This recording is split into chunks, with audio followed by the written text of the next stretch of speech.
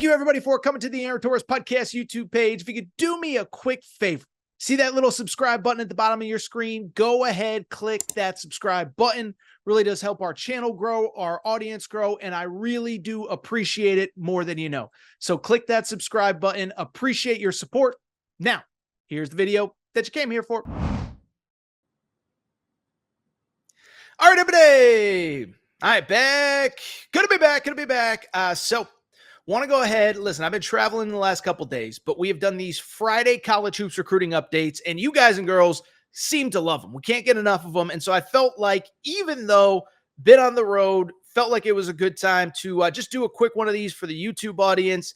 And let me say this, is that it's been fun to kind of follow this stuff. We've talked a lot about some of these visit weekends, but the bottom line is we are now in a position where kids are finally starting to make commitments, set up commitment dates, and we're really starting to get a feel for where a lot of these kids are going to end up. Felt like for a while there, I kept saying, listen, it's early. Your team is going to get the guys that they want. Well, here we are. A bunch of guys are off the board, and some more commitments are coming fast and furious over the last couple days. Next couple days, I should say. Let's break down what's happened, but I think, as you guys always enjoy, what could happen as well. Let's start the big news from Friday. Listen, some will say it's the most shocking recruiting news that has ever happened, but it was the Boozer twins, Cam and Caden Boozer, the sons of Carlos Boozer, committing to the Duke Blue Devils. And listen, I put out a tweet. I ended up deleting it because it felt like I was taking a shot at the kids. I'm not at all. But like this idea that it was like this wide open recruitment and, oh my God, they could go anywhere. It was always going to be Duke. And I know for a while it was trending like maybe it could possibly be Miami. They live in the Miami area. Dad has been hands off. To his credit, he's letting them make their own decisions. But it's not like Dad went to like Washington State. Like the dad went to Duke. They've been around Duke their whole lives.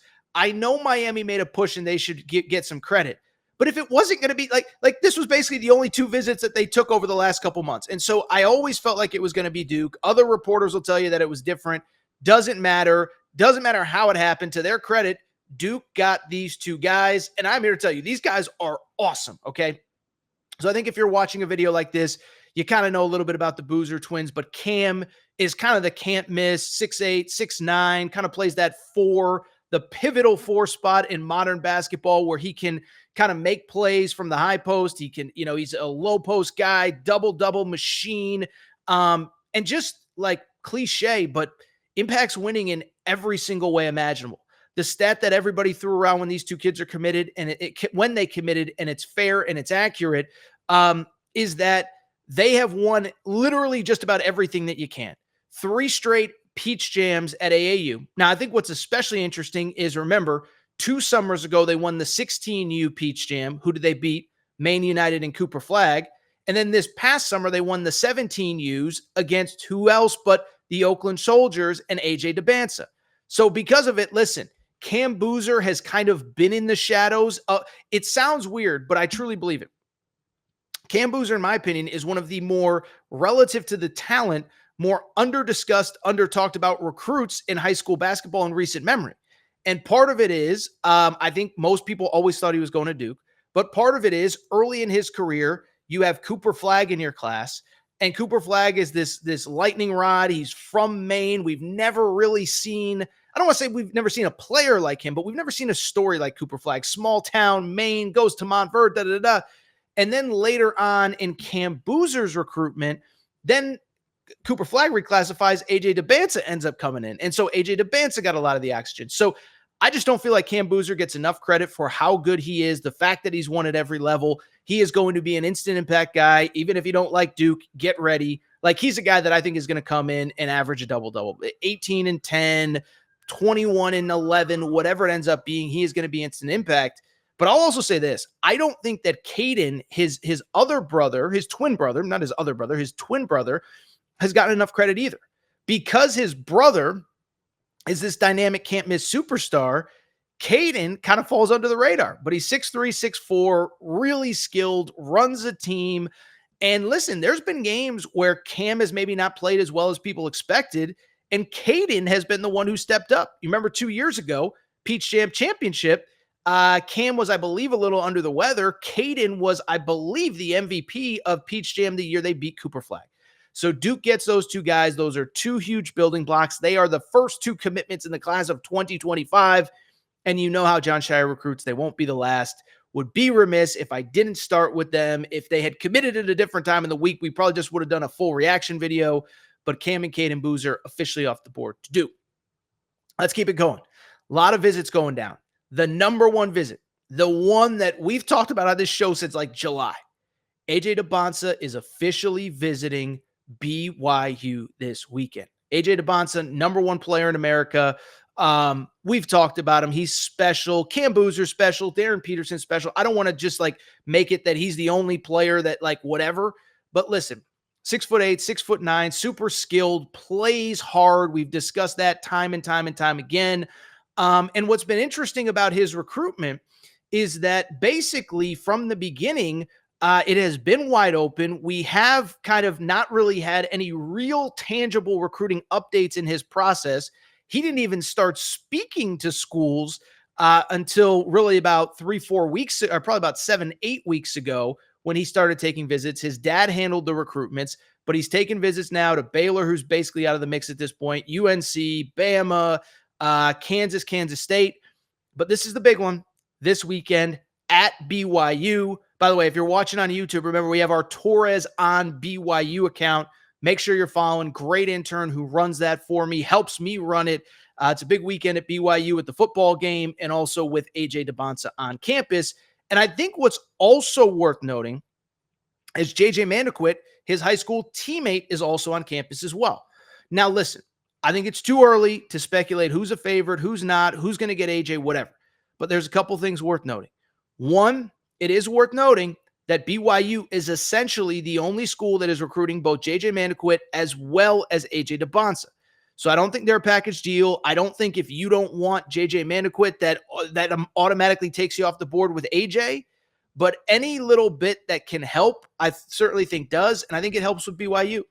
And so we'll see what happens now. He's on campus. He's obviously playing high school ball in Utah. We know NIL is going to be a factor. We know BYU has very good NIL money. Now, we've talked about it on this show many times. We asked Kevin Young, the BYU head coach, like, how much of a factor do you think it is? He said, look, we are competitive with other Big 12 schools. We knew that if you fall behind in this era, it's going to be tough, and I'm paraphrasing. But they're in good shape at BYU. But I don't think that would be the only reason that AJ would commit there. Lives in Utah now. Not from Utah, but lives in Utah. JJ Mandequit, a place to profile him, a place to feature him. And then, oh, by the way, the NIL is going to be good. So the numbers that are being thrown around on NIL, who knows what's fact, who knows what's fiction. But I think what will be interesting is this. After this weekend, all the visits are basically done. And so the question becomes, does he start to go into decision mode? Now, his father said he's not going to commit till the spring. His father said February. So, the spring signing period, and that he wouldn't officially sign until later in the year. But with visits done, is it possible that maybe, just maybe, he ends up committing a little bit earlier and signs in the fall signing period? I don't know, but he's at BYU this weekend. I think they've got as good of a chance as anybody. That has been my company line. I don't believe that as of this second, there is a favorite. I think we're going to start to see lists being cut, schools being cut in the coming days and weeks. But I still think BYU is in as good a shape as anybody with AJ Dybantsa, who is on campus this weekend. Before we do, I want to welcome a new sponsor to the Aaron Torres pod, Blue Chew. Fellas, remember back in the day when you were always ready to go? Well, things change. You got a lot on your mind. Your football team isn't very good. Well, here's the good news. That's where Blue Chew comes in. Blue Chew is an online service that delivers the same active ingredients as Viagra, Cialis, and Levitra, but at a fraction of the cost and in chewable form.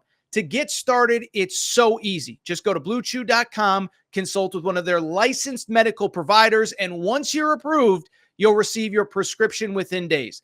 The best part, it's all done online. No awkward trip to the doctors, no waiting at the pharmacy, no stink eyes, no raised eyebrows, nothing. Thing is, though, I know a lot of you are probably wondering, Torres, does it actually work? Do you think I need to try it? Well, here's the deal. Try it for a month for free, and I think there will be no turning back, all right? You'll love it. Your partner is going to love it. Your football team may stink, but you'll be rocking like the 85 Bears between the sheets. So go ahead, try it out. And here is the great news. We have a special offer for listeners of the Aaron Torres pod. You can try Blue Chew for free when you use the code Torres at checkout. All you got to do is pay $5 in shipping. Go to bluechew.com, use promo code Torres at checkout. You get Blue Chew for free for a free month, and you only have to pay $5 shipping. Again, visit bluechew.com for more details and important safety information. Thank you to Blue Chew for sponsoring the Aaron Torres podcast. Let's go ahead and get to some other stuff. Speaking of on campus this weekend, big weekend in Lexington, Kentucky. A lot of Kentucky fans are probably watching this video just a couple hours before Big Blue Madness, okay? Big Blue Madness has historically been a huge recruiting weekend, or it was a huge recruiting weekend under John Calipari. A little bit different under Mark Pope. Doesn't make Pope right. Doesn't make John Calipari wrong. That's not what this is about.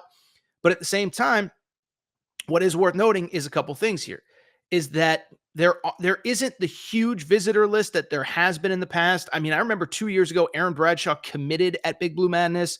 DJ Wagner committed right after. But I just bring it up because when you look at this weekend, it has historically been a very big recruiting weekend for Kentucky.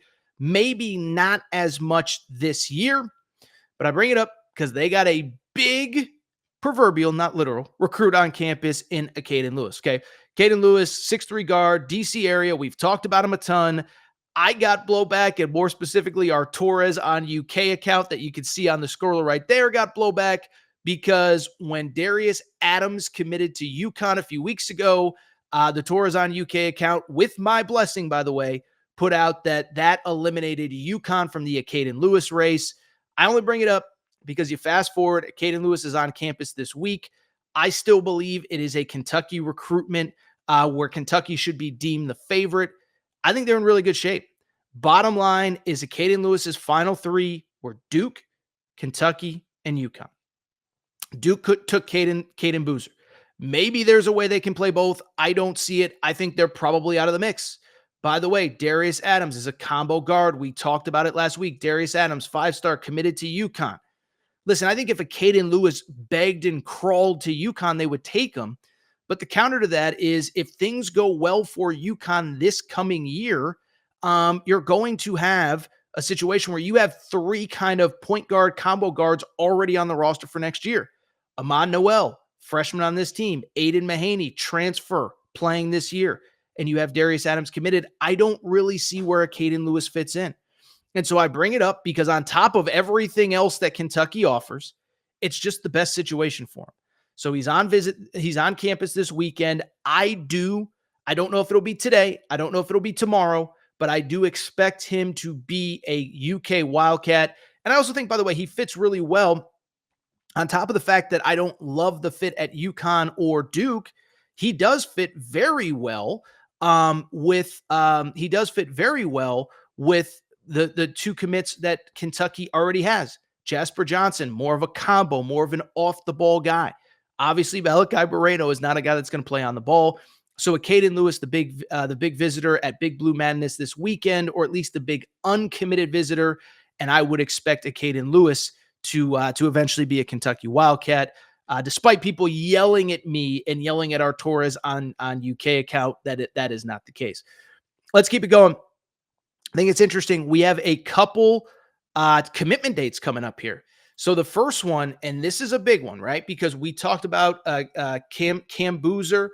We talked about AJ Dybantsa, the top two players in America.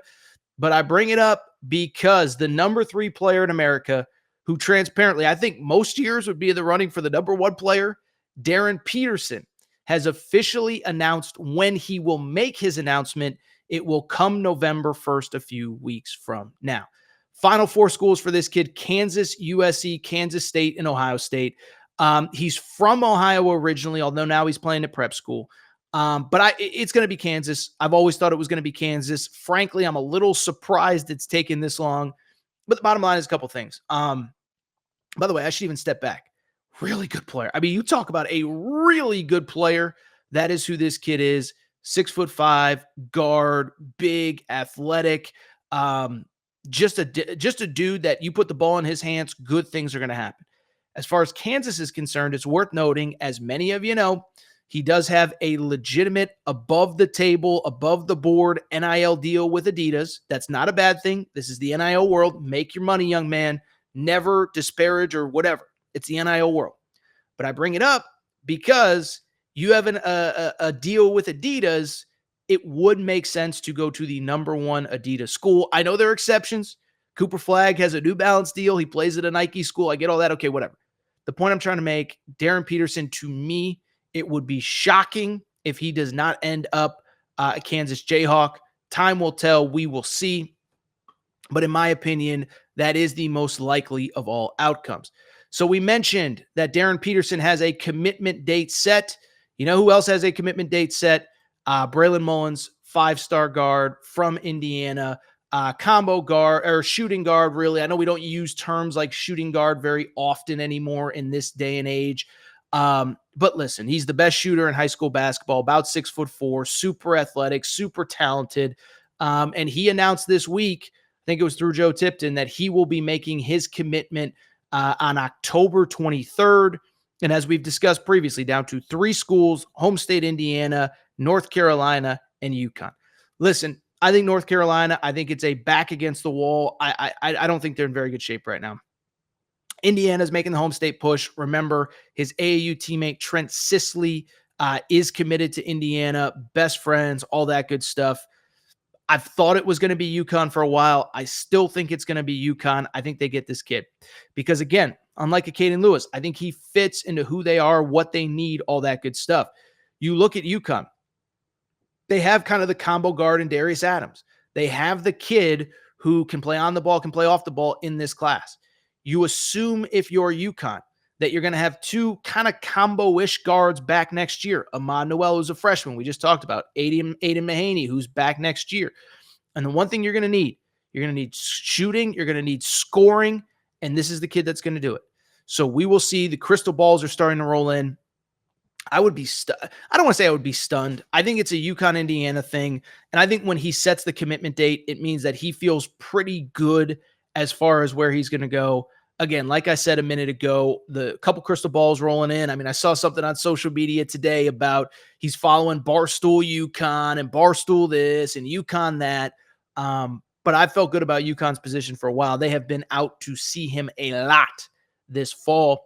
Would be stunned if he isn't a Husky. By the way, UConn's other primary targets in the front court, Eric Reeby and Nico Bundalo, have also set commitment or cut their lists at the very least. I believe one of the 2 may have set a commitment date officially. I think UConn feels, I think they're going to, let me put it this way. I think they're going to get one of the 2. I don't have great intel at this exact moment if they feel like they're stronger than one for the other. But listen, they're priming to get kind of a stretch 5-ish type player. I don't want to compare to Donovan Clingan. It's so unfair to a kid that was the best player on a national championship team, or at least he was the biggest difference maker, whatever. Because I know UConn fans will remind me that Tristan Newton won the Final Four MVP, but I just bring it up because to me, I don't know what else there is to say. I think they get one of the 2. I think they feel pretty good. Really quickly, a couple other notes. You know, the Arkansas Razorbacks, we have not talked about them. John Calipari moves in silence. And I'll tell you this, man, they had Malik Thomas on campus last week. And I think if you are a Razorbacks fan, you should feel good about Malik Thomas, okay? So Malik Thomas, we've talked about him before, 6'4" guard. We've mentioned it a million times. Early in the recruiting process, it felt like he was a UConn lean. The recruitment cooled. They took Darius Adams. I know he's still on their, they're on his final whatever. I think they're off the list. But what's interesting about Malik Thomas is 2 things. One, he actually made it to Arkansas last week for an official visit. Why that's significant? The kid has canceled a million different trips along the way. And so I do wonder if that means that Arkansas is a real contender.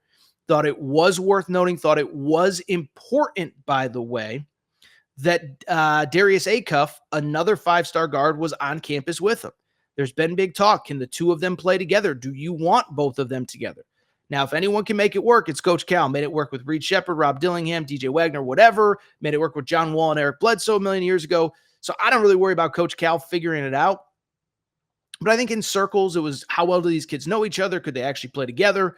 Well, they were both on campus. They both seemed to have fun. Malik Thomas had a blast, or at least the picture seemed to indicate they were there for the upset of Tennessee. And so Arkansas's got to feel pretty good. Now, the recruitment's not done. It is worth noting he is still scheduled to visit Kansas State in a few weeks. So we'll see if that recruitment holds up.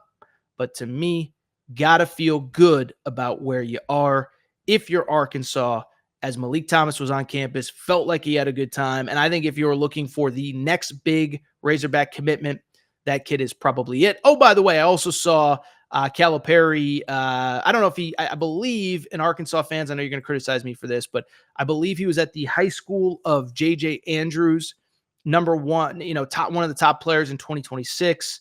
Nothing's ever accidental with Cal. I believe he spoke to the booster club there or something, took a few pictures with J.J. Andrews. You got to feel pretty good about where that is. I think that's it. Shelton Henderson, he is down to, I saw he's a 5-star that's set to commit down to Duke, Texas, Louisville, from Texas, just went to Duke. Whenever you shut down a recruitment right after a visit, you got to feel pretty good. I wouldn't be surprised if he's the next Duke Blue Devil. There's a couple other ones, but we've gone 20 minutes on recruiting. Do me a quick favor. If you're not subscribed, what the heck are you doing?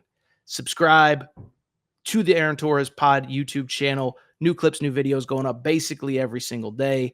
We'll be back next week. And as these kids start committing, you'll see a lot of reaction videos. Cannot wait. It is a fun time of year. Oh, and here's the best part. Season is right